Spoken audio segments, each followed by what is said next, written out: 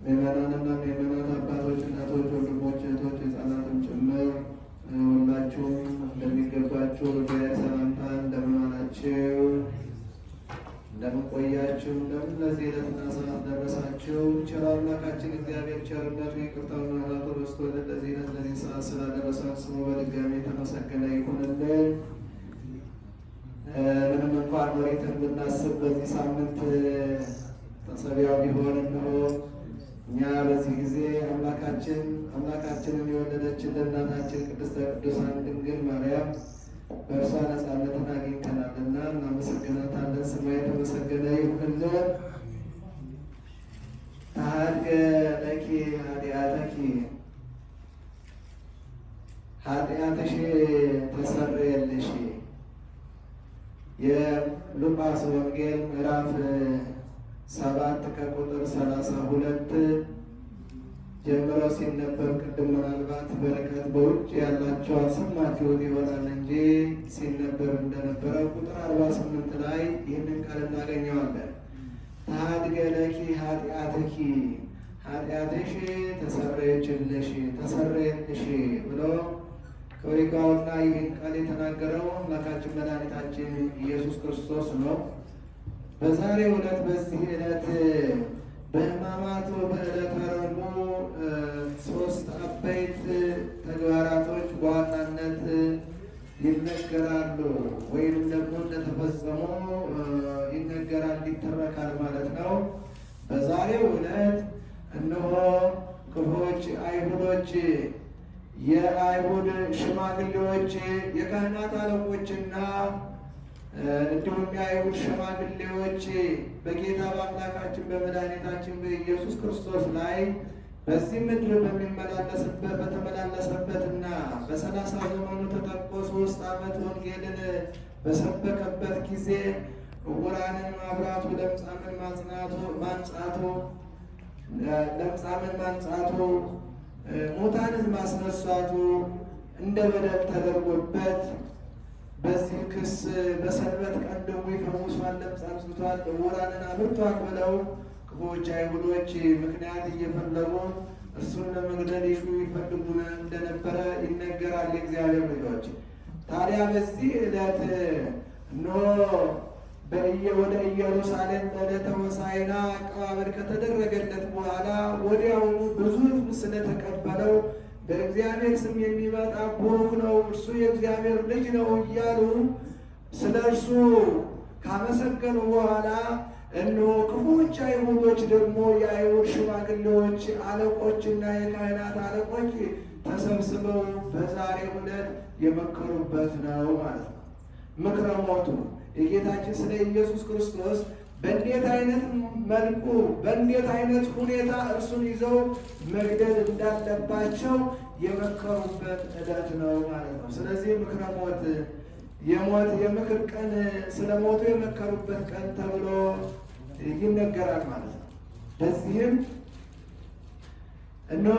ምክንያት እኔና እናንተ በአዲስ ኪዳን የምንጾማቸው የጌታ የአምላካችን የመድኃኒታችን የኢየሱስ ክርስቶስን መከራውን ስቃዩን እያሰብን በየሳምንቱ የምንጾምበት ምክንያት ረቡዕና ዓርብን የምንጾምበት ምክንያቱና መሰረቱ ይህ ነው ማለት ነው። ስለ ጌታ ስለ ኢየሱስ ክርስቶስ ንጹሑን ጻድቁን አምላካችንን መድኃኒታችን ኢየሱስ ክርስቶስን ለሞት እንዴት አሳልፈው መስጠት እንዳለባቸው በዛሬው ዕለት የመከሩበት ዕለት ነው። በዕለተ ዓርብ ደግሞ የዛሬውን ምክር ያጸኑበት ወይም ደግሞ ተግባራዊ ያደረጉበት ስለሆነ እነዚህ ዕለታቶችን እኛ የጌታ ለእኛ ሲል የተቀበለውን መከራና ስቃይ እያሰብን እንጾማለን በየሳምንቱ ማለት ነው ወገኖቼ። ሌላው በስምዖን ዘለምጽ ቤት በዛሬው ዕለት የምሳ ግብዣ ተደርጎለት ለጌታችን ለመድኃኒታችን ለኢየሱስ ክርስቶስ ወደ ቤቱን አግባልኝ ብሎ ከጋበዘው በኋላ በስምዖን ዘለምጽ ቤት ሳለ ደግሞ አንዲት ሴት እንደዚሁ ማርያምን ተፍራት የተባለች እቺ ሴት በሕይወት ዘመኗ ስትባዝን በኃጢአት ኑራ ቆይታ ጌታ ኢየሱስ ክርስቶስ በስምዖን ቤት ሲገባ እርሷም በዛ ቤት በደሌን ኃጢአትን ይቅር ቢለኝ ብላ ወደዛ እርሷም አብራ የታደመችበትና በጌታ ላይ ሽቶውን ያፈሰሰችበት ዕለት ነው። ስለ እሷ ነው መነሻ ርዕስ ያደረግነው፣ በስፋት እናየዋለን። ሌላኛው ሶስተኛው ደግሞ የአስቆሮቱ ይሁዳ አስቆሮታዊው የአስቆሮቱ ሰው ይሁዳ ያልታደለ ከአስራ ሁለቱ ደቀ መዛሙርት ጀምረውት የነበረ ቀደም ሲል አባቱን የገደለ አባቱን በጦርነት በሰልፍ ላይ የገደለ እናቱንም ደግሞ ማርኮ ያገባ ከዚህ በደሉ ከዚህ ኃጢአቱ ጌታ ይቅር ብሎት እርሱን ከ12 ደቀ መዛሙርት እርሷንም ደግሞ ከ36 ቅዱሳት አንስት ደመራቸው ይቅር ባይ ስለሆነ። ነገር ግን ይህን የመሰለ የተሰጠውን ጸጋ የሰማይ በር ሊከፍት የሚችል ስልጣን ከጌታ ተቀብሎ ይህ ትልቅ ጸጋ ነበረ፣ ይህ ትልቅ ክብር ነበረ የእግዚአብሔር ልጆች። ነገር ግን ከዚህ ይልቅ ከሰማያዊው ይልቅ ምድራዊው ቁሳዊውን ነገር መርጦ ጌታውን ለሳንቲም አሳልፎ ለመሸጥ የተስማማበት ዕለት ነው የእግዚአብሔር ልጆች። ጌታን ለመሸጥ የተስማማበት ወደ አይሁዶች ሄዶ እንዲሁም 30 ምዝምዝ ወርቅ ለእርሱ መዝነው የሰጡት ብር የተቀበለበት 30 ብር የተቀበለበት ዕለት ነው ማለት ነው የእግዚአብሔር ልጆች። እነዚህ ነገሮች ሊቃውንቱ በብዙ ያያቸዋል፣ ይተረጉሟቸዋል። ሊቃውንቱ አሁንም ቀጥለው በስፋት በዚሁ ላይ ተነስተው መምህራኑ እንማራለን ያስተምሯቸዋል። ነገር ግን በዚህ በስምዖን ዘለምጽ ቤት የተደረገውን ገልጠን እናየዋለን ማለት ነው የእግዚአብሔር ልጆች። በዚህ በስምዖን ዘለምጽ ቤት ጌታ ኢየሱስ ክርስቶስ ታደመ ወገኖቼ። ይህ ሰው ፈሪሳዊ ነው። በዚህ ብዙ ሰዱቃውያኖች እርሱ እንዴት አዋቂ ከሆነ ይህ ሰው ኃጢአተኛ ሰው ነው፣ በዚህ ኃጢአተኛ ቤት እንዴት ይገባል እያሉ ብዙዎች ያጉረመርሙ ነበረ። በዛ ቤት ሳለ ግን ጌታ አምላካችን መድኃኒታችን ኢየሱስ ክርስቶስ ስለዚህ አይነት ብዙዎች ሲጠይቁት እነሆ ባለመድኃኒትን ሕመምተኞች ይሹታል እያለ ይመልስላቸው ነበረ። እርሱ ሕመምተኞችን ፍለጋ ነው የመጣው። እርሱ ለጻድቃን ሳይሆን ለኃጥአን ነው የወረደ እግዚአብሔር ልጆች። መላእክትን አይደለም፣ ለመላእክት አይደለም እርሱ የወረደው፣ የሰውን ሥጋ ነው የለበሰው። ኃጢአተኞችን የሞት በሰለጠነባቸው ሰዎች ላይ ለ5500 ዘመን እነሆ ሞት በሰው ልጅ ላይ ሰልጥኖ ነበርና ከዚህ የሞት ግዛት ከኃጢአት ቀንበር ነፃ ሊያደርግ አምላካችን መድኃኒታችን ኢየሱስ ክርስቶስ ወደዚህ ምድር ላይ መጣ ማለት ነው። የሰውን ሥጋ ለበሰ ማለት ነው ወገኖቼ። ስለዚህ በዛ ቤት ሳለ አንዲት ሴት ከኋላ እርሱ ከገባ በኋላ ከውጭ በሩን አንኳኳች። ክፈቱልኝ አለች። በዚህ ቤት የገባውን ሰው እኔ እፈልገዋለሁ፣ እርሱ ባለመድኃኒት ነው፣ እኔ ሕመምተኛ ነኝ አለች እቺ ሴት ወገኖቼ። በዚህ ሰዓት ነበረ ስምዖን እነሆ አንቺ ኃጢአተኛ ነሽ አለ። ወደ ራሱ አልተመለከተ፣ እርሱ ውስጡን አላየ። እርሱ ያየው የሰውን ነው ወገኖቼ። እኛም ብዙዎቻችን ስለ ሰው ኃጢአት ዘርዝረን እንናገራለን። እገሌ ኃጢአተኛ ነው፣ እገሌ በደለኛ ነው እንላለን። ነገር ግን ወደ ውስጥ ራሳችንን ተመልክተን ይሆን ወይ? የእኛን ኃጢአት መቼ ነው የምናስታውሰው? የእግዚአብሔር ልጆች ቅዱስ ጴጥሮስ ጌታውን እንደካደ መንፈቀ ሌሊት ላይ ዶሮ ሲጮህ ምን አለ ይላል? ትዝ አለው ነው የሚለው። ኃጢአቱ እንዳጠፋ ትዝ አለው። እኔና እናንተ መቼ ነው ኃጢአታችን ትዝ ብሎን ንስሐ የገባ ነው ወገኖቼ? ስለ ሰው ስንናገር እኛ ምን ያክል ንጹሐን ሆነን ነው የእግዚአብሔር ልጆች? ስምዖን አንቺ ኃጢአተኛ ነሽ፣ እርሱ ጻድቅ ነው፣ አንቺ ወደ እርሱ ልትቀርቢ ልትገቢ አይገባም ብሎ ከለከላት። ጌታ መድኃኒታችን ኢየሱስ ክርስቶስ ግን ስምዖን ሆይ ተዋት ትግባ አለው። ትግባ ተዋት አለው። ገባች። ከገባችም በኋላ ሳታቋርጥ እነሆ የአልባስጥሮስ ሽቱ ናርዶስ ይለዋል። ይህንን ሽቱ በ300 ዲናር የተገዛ ሽቱ በክርስቶስ ላይ እነሆ ነቅንቃ በራሱ ላይም አፈሰሰችው፣ በሰውነቱ ላይም ወረደ። እያለቀሰች በእንባዋ እግሩን አጠበችው።